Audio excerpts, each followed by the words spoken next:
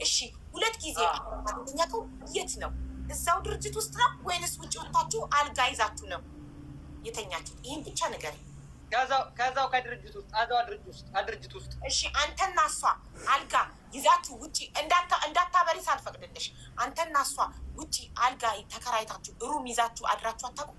ሆቴል ሩም ይዛችሁ አድራችሁ አታውቁም? አቡ ቤቱ አንድ ነው አልኩሽ እኮ እዛው ቤቱ ነው።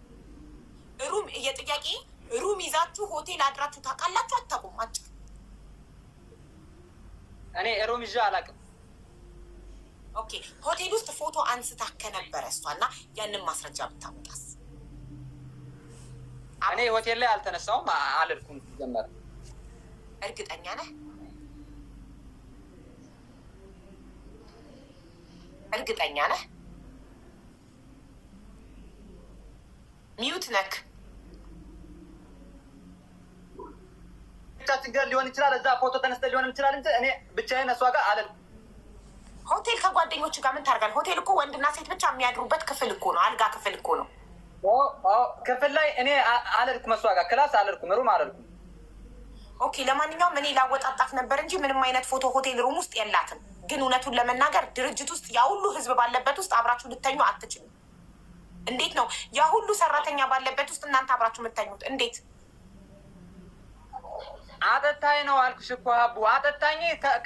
ክላስ ስላለው እዛው ላይ እዛ ነው።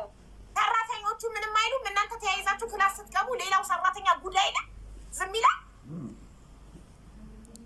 መጠጥ ስላለ ስለጠጣን ምንም አይሉም። በቃ ይተኛሉ በየክላሳቸው። ላውራ ሲስተም ላይ ይኖራል አይደለ? የሆቴሉ ሲስተም ላይ ይኖራል። እኔ የሆቴሉን አመጣልሻለሁ። ደግሞ እሱን መጽሐፍ ቅዱስ ይዞ እንደዚህ ይዞ መማል አለበት። አሬኩ ማለት ሳይሆን ማለት ነው። ይምላል ሁለታችሁ ትማላለ። አንቺ 10,000 ድርሃም ለመስጠቱ አንቺ በቁርአን አልኩ በመጽሐፍ ቅዱስ አንቺ 10,000 ድርሃም እንደሰጠሽው ትምያለሽ። እሱም ደግሞ ከአንቺ ጋር ከሁለት ጊዜ ውጪ እሱንም በመጠጥ ተሳስቶ እንዳልተኛ ይምላል።